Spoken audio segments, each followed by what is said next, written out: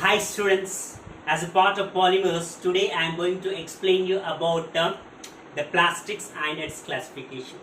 So first and foremost we have to discuss what is the definition of the plastic. Plastic is a high molecular weight organic polymer which can be molded into any desired shape with the application of heat and pressure in the presence of catalyst. It is a high organic polymer which can be molded into any desired shape with the application of heat and pressure in the presence of catalyst. Now, based upon the treatment, that is based upon the heat treatment, this plastic has been categorized or classified into two types. The one is thermoplastic and the second one is thermosetting plastic, or it is also called as thermoset. Right?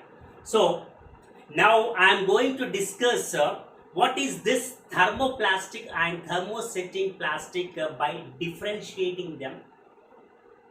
And there is a chain or link between one to another difference. Now try to catch hold of that chain.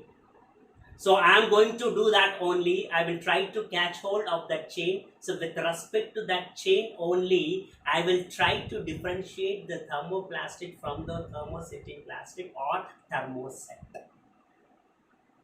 Right? So based upon which category this particular, based upon which criteria this classification has been made? Based upon the heat treatment. Now coming to thermoplastic. The plastic which becomes soft upon heating is called as thermoplastic. The plastic during the molding becomes hardened. Once it is hardened, it cannot become soft upon heating. That is thermosetting plastic. Now, based upon the first difference, we can say that this is not heat resistant. So, try to catch hold of the link, students. It is not a heat resistance. It is heat resistance. Since it is not heat resistance, it can be easily mended upon heating.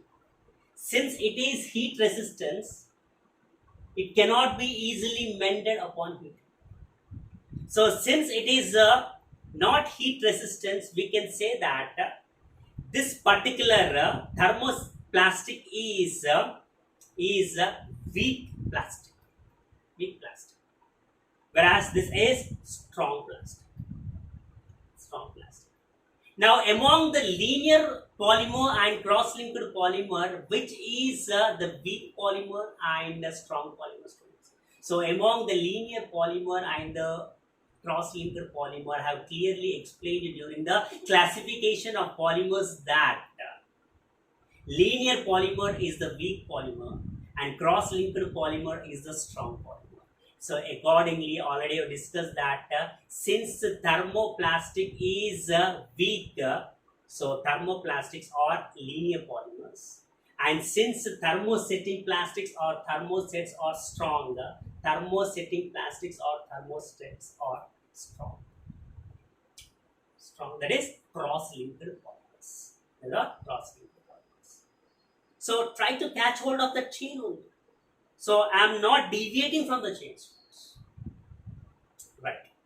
Now we are saying that the thermoplastics are weak, whereas thermosetting plastics are strong. So based upon which criteria we can say that one particular substance is weak and another substance is strong? Based upon the intermolecular forces of attraction. If the intermolecular forces of attractions are weak between the adjacent atoms in a substance, then we can say that that particular substance is weak. Now we are saying that thermoplastics are weak. So based upon that, we can say that intermolecular force of attractions present in between the adjacent atoms in the thermoplastic is weak. Whereas the intermolecular force of attractions present in between the adjacent atoms or adjacent monomer chain is strong. Now, when we are saying that the intermolecular force of attractions are weak, we have to discuss what are those weak intermolecular forces of attractions which are holding the adjacent atoms or adjacent monomeric chains in the case of thermoplastics. those weak intermolecular force of attractions which hold the adjacent atoms or adjacent monomeric chains in the case of the thermoplastics or van der Waals force of attractions. Van der Waals force of attractions. And the strong intermolecular force of attractions which are present in between the adjacent monomeric units or adjacent monomeric chains in the case of thermosetting plastics or thermosets or covalent bonds. Now we are well versed that van der Waals forces are the weak forces, that is physical forces, whereas the covalent bond are the chemical forces. So based upon that, another difference is. So see, catch hold of the chain. So with the help of the chain only, I am discussing all that. So no need to memorize, no need to mug up. So van der Waals forces come into picture. Now what are the van der Waals forces? Physical forces. Now physical forces are the forces which holds the adjacent monomeric chains in the case of thermoplastics. Chemical forces, because covalent bonds are holding the adjacent monomeric chains in the case of the thermosetting plastics or thermosets. So based upon that, we can say that chemical forces are the forces which are holding the adjacent monomeric chains in the case of thermosetting plastics or thermosets. Now see, a chain is there. I'm not deviating from that chain. I'm catch holding that chain, so accordingly I'm differentiating it. There is no need to memorize. Now as these are weak, these are easily soluble in some of the organic solvents. As these are strong, these are not easily soluble in some of the organic solvents. Now coming to the examples of thermoplastics, all the examples which comes under the category of the linear polymers are the examples of thermoplastics. So what are the linear polymers which are obtained? The linear polymers are obtained by addition or chain growth polymerization. So accordingly we can say that the thermoplastics can be obtained by addition or chain growth polymerization. Right? Now coming to this, these are obtained by condensation or step growth polymerization, because condensation or step growth polymerization are strong, and as these are strong we can say that these are obtained by condensation or step growth polymerization. Now what are the examples of the polymers which are formed by addition or chain growth polymerization? The examples of the polymers which are formed by addition or chain growth polymerization are the linear polymers such as polythene, polyvinyl chloride, polystyrene and polytetrafluoroethylene, etc. Now as these are formed by addition or chain growth polymerization, whatever the polymers which are formed by addition or chain growth polymerization like polyethylene, polyvinyl chloride, polystyrene, polytetrafluoroethylene, etc. comes under the category of thermoplastics.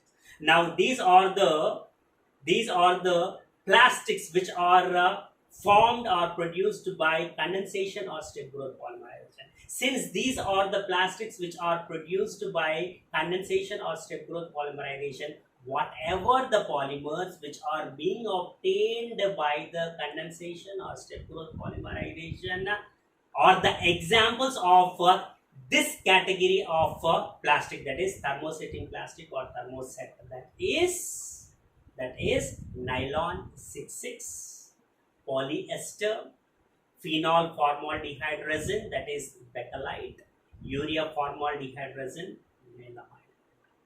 Now see students, so is there any need of memorizing?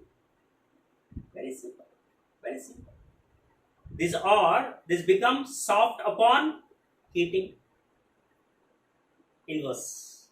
Once they get hardened, they cannot become soft upon heating. So based upon that, we can say that these are not heat resistance. These are heat resistance, right? So these can be mended upon heating. This cannot be mended upon heating.